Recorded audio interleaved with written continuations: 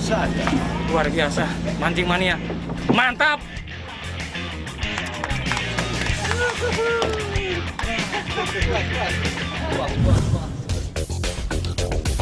Di sisi kiri, Pak Rifki yang mencoba teknik dasar